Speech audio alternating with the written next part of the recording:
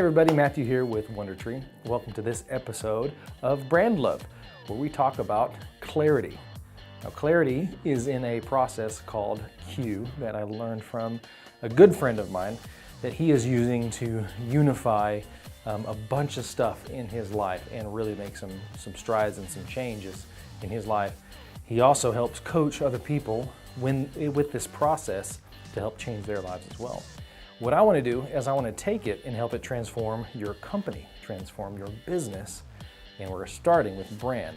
And I'm glad you tuned in today because we start at the very beginning with the first one, which is C, which stands for clarity. The next two, U and E, stand for unity and elimination. We'll get to those in other videos. But let's land on clarity. You know, I was talking to a group of guys and we started discussing about clarity and what it does, what its effect on us. And ultimately, I believe that clarity is the true driving force for pretty much everything in our life. If you're hungry, it means you've achieved clarity that either your stomach is empty or you just need to eat. Maybe you need to cope with something. Your body is giving you a form of clarity, opening your mind, showing you where to go. Oftentimes when we don't have clarity, we don't know what to do. If we're in a fog or there's too many options, that's where we don't have clarity and we end up not acting. So I believe that clarity is tied with action. And so I want to go through ways how you can reach some unprecedented levels of clarity in your business as it relates to your brand and your branding. In previous videos, I broke down what branding is, and it's part 3 of 2 different other parts that happen with your business. You have your product, you have your brand, and you have branding. So branding is the experience of the entire ecosystem of your product or your service. It's the first time they land on your website. It's the phone call that the sales rep makes. It's an email they get. It's actually using the product or using the service online. It's the customer service. You see, branding is the entire experience that a user will get or a customer will get when they are in the ecosystem of your product or your service. So I think it's very important that you and I work really hard to get clarity in our branding. You know, ways that we have done this at WonderTree is we simply ask our customers, how are you liking the service that you are getting? Often we'll have friends and family try it out on a ghost account just so they can give us feedback, a little more personal feedback maybe. Sometimes it's hard for customers to give feedback. Either they are just not paying attention or, you know, some people have different pain points than others.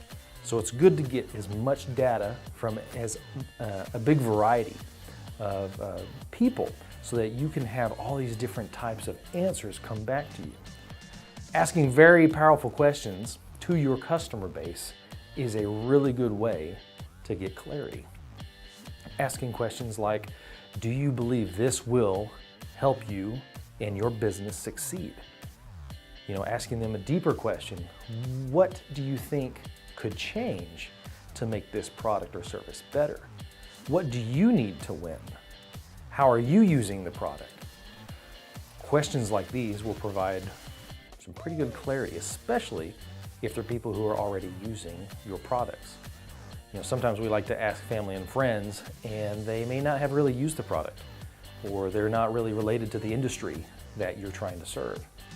So if you can get some big answers from your VIPs, the clients that are closest to you, you're going to really get some incredible value out of those answers. And then what you do is you take those answers and then you look at your own product or your service with those answers. Are we really meeting their needs? Are our clients being able to achieve their goals with our product? Is it actually performing like we want it to? Can it perform better? Questions like these will really help drive your branding up to the next level. And I encourage you to take a moment, step back from the business. Don't worry about doing the business. all the time. You've got to step back and work on your business to improve it, to move it to where it needs to be. Maybe there's a squeaky wheel somewhere that you're not paying attention to because you're so focused on working the business.